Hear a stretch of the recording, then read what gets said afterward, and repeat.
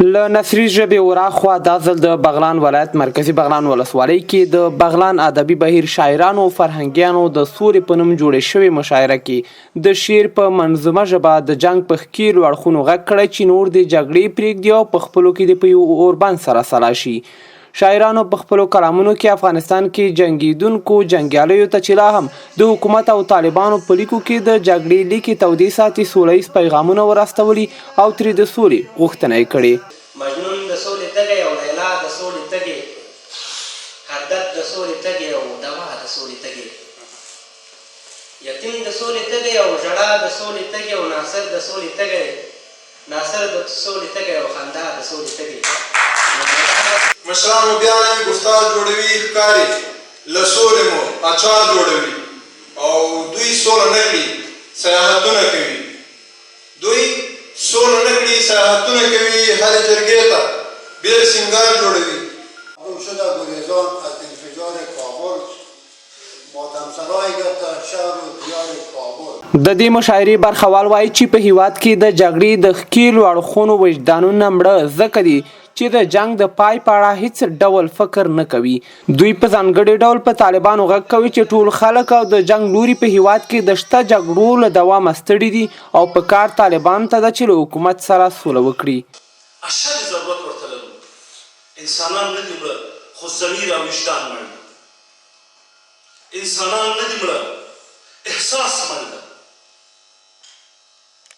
احساس مړ ده. راځئ زه بیا وایم چې دا غږ په لسګونو په سلګونو نه په زرګونو په لکونو په میلیونونو او راځئ چې عملا د حرکت سره یو ځای شو. غوښتنه له جنګي ډلو نه خصوصا له دولت نه له طالبانو نه له نورو هغه جنګي ډلو نه چې په افغانستان کې په جنګ کې ښکېل دي د هغو نه زموږ دا غوښتنه ده چې جنګ د نور حل لاره نه ده.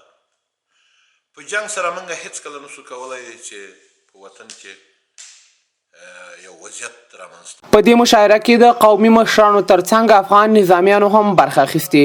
د مرکزي بغلان ولسوالۍ سرپرست امنیه قمندان سمونوال محی الدین مومند وایي چې طالبان او خپل امنیتي ځواکونه هم د جګړې له دوامه خوښ نه دي او اړتیا سولې ته لري. دی وایي چې د جګړې دواړه خوا چې وژل کېږي افغانان دي او یو د بل په وژل کېدو خواشیني کېږي.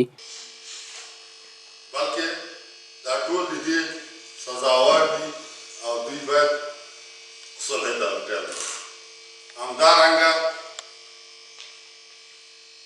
جانب مقابل چې زموږ دي هغوی هم د دې صلح ته ضرورت لري. هغوی په نیمه شپه دوی بوټونه کړي په ما باندې انداز کړي. زه څوک یم چې ما وایم او زه هم باید په هغه باندې انداز کړم. شاعران او لیکوالان وایي چې طالبان او افغان حکومت باید نور د خلکو غوښتنې ومني او له انعطافه په ګټې اخیستو د خپلو کې سوله وکړي او د خلکو ولسي غوښتنې دې ومني. یاده دې وي چې تر شاعرانو وړاندې په بغلان ولایت کې مدني فعالانو قومي مشرانو او دیني عالمانو هم د بېلابېلو حرکتونو او غونډو لارې په طالبانو غږ کړی و چې حکومت سره د اوربند او سوله وکړي. نورګل اندروال، میلمه راډیو، بغلان.